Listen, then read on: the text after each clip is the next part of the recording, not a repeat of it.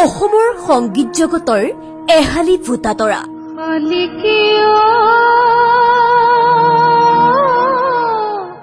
এই প্ৰেমিক শিল্পীদ্বয়ৰ এগছি বন্তি নুমাই গৈছিল 2014 চনৰ 12 জুনৰ দিনা চিৰদিনলৈ। সমগ্ৰ অসমবাসীক কন্দুৱাই চিৰ বিদায় মাগিছিল খগেন মহন্তদেৱে। একেখন মঞ্চতে এহালি প্ৰেমিক চৰাইৰ দৰে গীতৰ লহৰ তুলি অসমৰ হিয়াৰ আমঠু হৈ পৰা অৰ্চনা মহন্ত যেন হৈ পৰিছিল অকলশৰীয়া। মইনা চুপুহি যদি মইনা মেলিব পাহি পাৰৰ পাখিত ফুলাম চিঠিখন গাঁঠি অসমবাসীক বিহুৰ উলগনি জনাবলৈ আমাৰ মাজত নোহোৱা হল খগেন মহন্ত। ফুলাম চিঠিখনি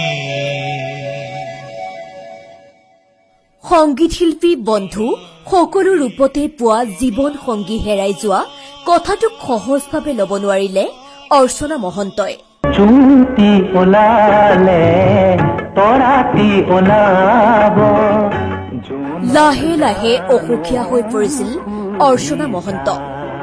চলিত বৰ্ষৰ 14 জুলাইৰ পৰা হেল্থ চিটি হাস্পতালত ভৰ্তি হৈ থাকি অৱশেষত আজিৰ দিনৰ 11 বজাত শেষ নিশ্বাস ত্যাগ কৰে অৰ্চনা মহন্তই।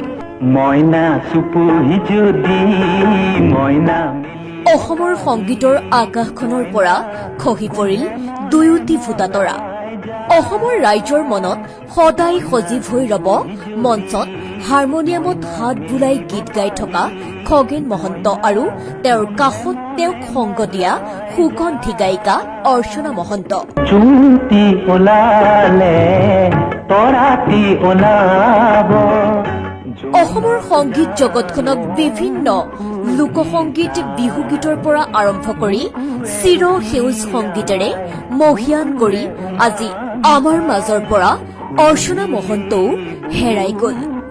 ভাগি যায় অসমৰ মাটি পানীৰ সুবাসেৰে গীত ৰচনা কৰি যোৱা এই গণশিল্পীদ্বয়ৰ যুগলবন্দীক কেতিয়াও পাহৰিব নোৱাৰে অসমৰ জনতাই। চুটি ওলালে জোনটি ওলালে তৰাতি ওলাব জোনক জানো সুধিবা। সঁচাকৈয়ে আজি জোনটিক নুসুধাকৈয়ে তৰাতিও ঢাপলি মেলিলে জোনৰ কাষলৈ।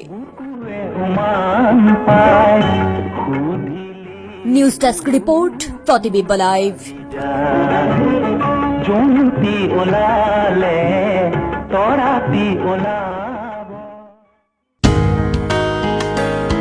GAT, GAT, which stands for Guwahati Accident Trauma and Emergency Hospital. We provide day and night services equally. In fact, we do more emergency OTs than elective surgeries.